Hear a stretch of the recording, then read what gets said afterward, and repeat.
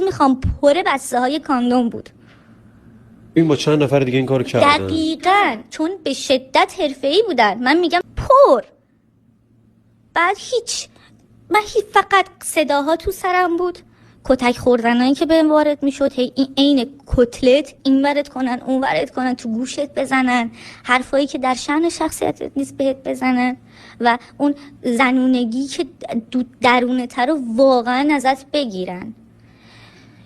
هیچی نگفتن، فقط گفتن خفه خون بگیر. خفه خون گرفتن، همون التماسشون کردم که منو نکشین، تو رو قرآن ولم کنید، فقط بکشیمه. تازه داره خوش میگذره دیگه. من چشامو بستم، گفتم هیچ، تکون نخور.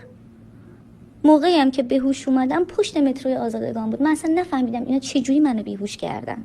فقط میدونم که 4 بار من تجاوز شدم از سمت این 2 نفر و نمیدونم چند ساعت تو اون انبار کولر بودم، چون دقیقاً 5 از خونه رفتم بیرون 9 شب بود من پشت متروی آزادگان بودم، که اونم یه دونه پیرمرد و یه دونه پیرزن دست و بالمو گرفتن. یکیشون از پیرزنا انگشترش انداخته بود تو آب معدنی، تکون میداد، هی میزد تو صورتم، میگفت دخترم پاشو. که من بیدار شدم، اونو سری ریخت تو حلق من، گفت چی شده؟ من فقط تو بغل زنه گریه میکردم. گفتم منو ببرید خونم فقط.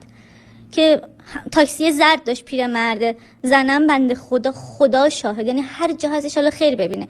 تا خونم منو آورد و بعد من به صاحب خونم گفتم بیاد بالا، دفترچه تلفنم آوردم، زنگ زدم اول به صاحب کارم. اومد گفت چی شده؟ گفتم دستم اینطوری و گوشیمو بردن. گفت فدای سرت. گفتم فدای چی سرم؟ گوشیو بردم، من دیگه نمیتونم گوشی بخرم، حالا درد من